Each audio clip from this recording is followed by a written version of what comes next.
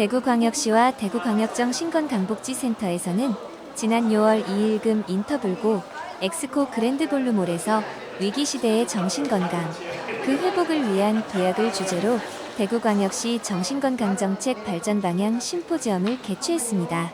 이번 심포지엄은 감염병 장기화에 따른 정신건강 문제, 자살 예방 대응을 위해 대구광역시의 정신건강 현황을 돌아보고 앞으로 나아가야 할 정책 방향을 모색하기 위해 마련됐습니다.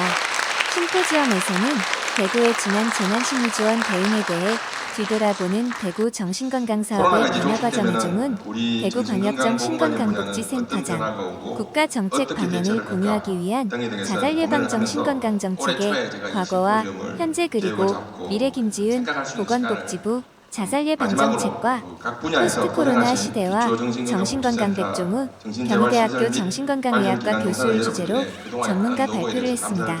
이후원 승희 경북대학교 정신건강의학과 교수를 좌장으로 한 패널토에 박원주 경북대 간호학과 교수, 현진희 대구대 사회복지학과 교수, 홍남수 경북대 예방의학과 교수, 서창민 저구정신건강복지센터장이 참여하여 대구광역시 정신건강정책의 현황과 발전 방향에 대해 토의했습니다. 김종한 대구광역시 행정부시장은 대구광역시는 코로나 초기부터 전문가로 구성된 자문단을 통해 시민 맞춤형 심리지원을 위해 다각적 노력을 기울여왔습니다라며 이번 심포지엄을 통해 지난 정신건강 사업을 되돌아보고 정신질환 예방, 조기 개입, 관리의 체계적 마련을 통하여 시민들의 정신건강을 증진하고 자살 예방을 위한 정책을 적극적으로 펼쳐나가겠습니다라고 했습니다. 하나, 둘, 셋. 하시는 김에 하트도 한번 부탁드리겠습니다.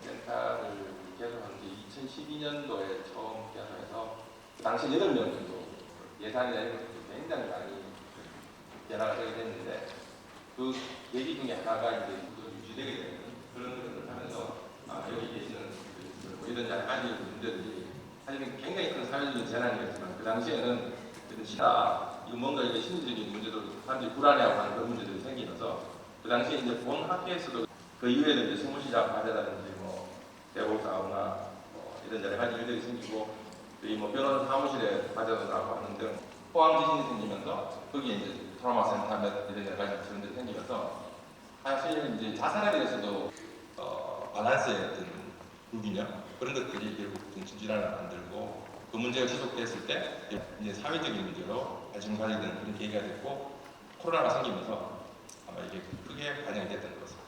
대구가 신천지가 그렇게 막 커지면서 이게 이렇게까지 크지라고는 사실은 상상도 못했고 그 당시에 그 SBS 환자 제압을 하고 그 당시 생명존중센터에 그 응급센터를 바로 개설을 해가지고 이제 특별재난 지역 선포도 되고 뭐 이런 문제 뭐 여러 가지 있지만은 대구가 굉장히 트라우마를 많이 받았던 그런 기억들이 있습니다. 그래서 과연 우리가 뭐 어떤 일을 할 수 있을까 이런 고민들을 하면서 그때 우왕좌왕하기도 했지만은 참 많은 노력들을 했던 것 같습니다. 그리고 자리가 모자라가지고 시청에다가 또 자리를 만들고 이렇게 해가지고 그 당시 그 결국 이제 심리 치료라기보다는 시민들이 너무 불안해하고 쓸데없는 거짓 정보에 대한 그 공포가 많으니까 이런 부분에 관해서 우리가 홍보를 하고 알려가지고 너무 지나친 걱정과 불안에서는 벗어나도록 해야 되겠다. 그래서 이제 하룻밤에도 두 군데 나오고 한 60회 정도 제가 방송 출연을 했는 것 같습니다. 그래서 그러면서 이제 그게 사실은 이제 불려나간 것도 있지만은 저희가 이제 홍보하기 위해서 했던 그런데 그 예산이 사실 얼마 들지는 다들 해보신 분은 알겠지만 굉장히 비용이 들거든요.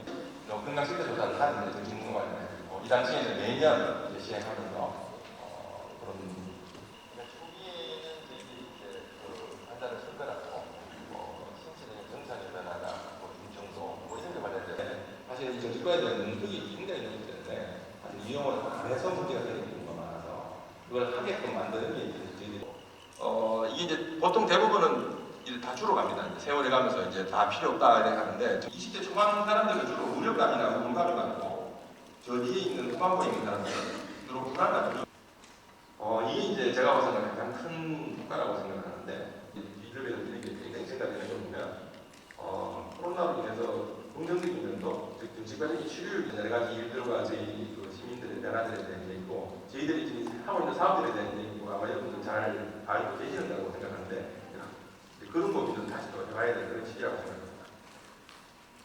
이런 얘기입니다. 지난 4월 14일에 발표된 제5차 자살예방 기본계획 내용을 위주로 말씀드리겠습니다. 자살 사망자의 94%가 자살 사망 전에 경고 신호를 보였으나 주변인 중국 정부가 걱정은 했지만 어떤 대처를 취해야 될지 몰랐다라고 답변을 했습니다. 또 있다라고 답변을 했습니다. 자살은 주변의 조그마한 관심과 도움 그리고 정책적 지원으로 예방이 가능합니다. 2022년에 실시한 보건사회연구원의 자살의 사회적 비용 추계에 따르면은 비용은 이보다 훨씬 클 것입니다. 여기 해외 사례만 보더라도 우리나라보다 훨씬 더 큰 규모로 예측을 하고 있습니다.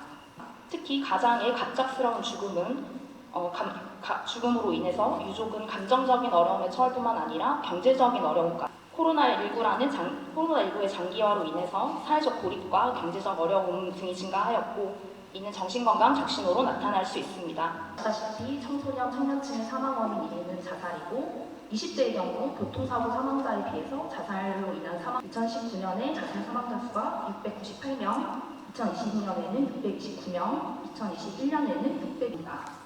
10대에서 30대의 청소년, 청년층의 자살률은 증가하고 있고 그 외 사연령대에서는 하지만 주 원인을 살펴보았을 때 정신적인 문제가 한 약 40% 정도로 가장 높았고